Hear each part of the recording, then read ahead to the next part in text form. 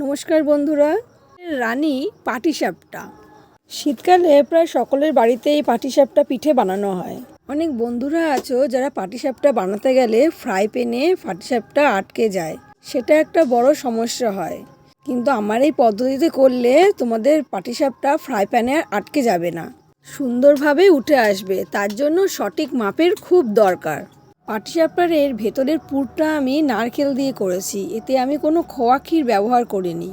প্রথমে দুধটা জাল দিয়ে তার মধ্যে নারকেলটা দিয়ে ঘন করে জাল দিয়ে নেবে।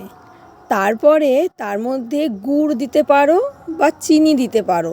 এখন তো শীতকাল, সবসময় গুড় পাওয়া যায়। গুড়টা দিলে কি হয়, সুন্দর একটা গন্ধ বেরায়।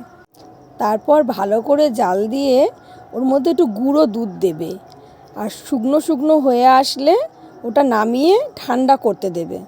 যেহেতু দুধ দিয়ে ওটা করা হয়েছে, ওর মধ্যে একটু ক্ষীর ক্ষীর ভাব চলেই আসবে। তারপর পুরটার মধ্যে একটু কাজু বাদাম কিশমিশ দিতে পারো। একটা বাটি হোক বা কাপ, সেইটা মেপে 3 কাপ মতন চালের গুঁড়ো নেবে, আর 1 কাপ মতন ময়দা নেবে, আর তাতে 1/2 কাপ মতন সুজি দেবে। ভালো করে মিশিয়ে নিয়ে তার মধ্যে একটু গুড় দেবে, আর তার মধ্যে একটু অল্প নুন দেবে।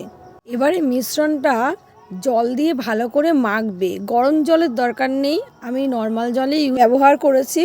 ও তার মধ্যে একটু দুধও দিয়েছি, কাঁচা দুধ দিয়ে ভালো করে মেখে নিয়েছি। মিশ্রণের ঘনত্বটা দেখো, একটু এই রকম হবে।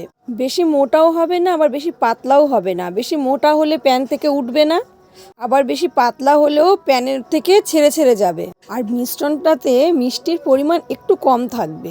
আগে ফ্রাই প্যানটা ভালো করে গরম করে নিয়ে তারপরে গ্যাসটা মিডিয়াম করে নিয়ে তেল ব্রাশ করে মিশ্রণটা ফ্রাই প্যানে দিয়ে একটা কিছু দিয়ে ঢাকা দিয়ে দেবে। গ্যাসের আঁচটা মিডিয়ামই রাখবে। একটু পরে ঢাকনাটা খুলে ভেতরে পুরটা দেবেন। একটা চামচ বা খুন্তির সাহায্যে ভাঁজ করে নেবেন, দেখবেন পাটিসাপটা কি সুন্দর উঠে আসছেন। দেখুন, আমার ফ্রাই প্যানেতে একটুখানিও কিন্তু লেগে নেই। আমার পাটিসাপটা তৈরি হয়ে গেছে। আপনিও এইভাবে পাটিসাপটা বানিয়ে বাড়ির সবাইকে তাক লাগিয়ে দিন। আমার এই পাটিসাপটা বানানো শেখা কিন্তু আমার বরের জন্য। সে কিন্তু পাটিসাপটা খেতে খুব ভালোবাসে। সে তো পাটিসাপটা খেয়ে প্রশংসায় পঞ্চমুখ।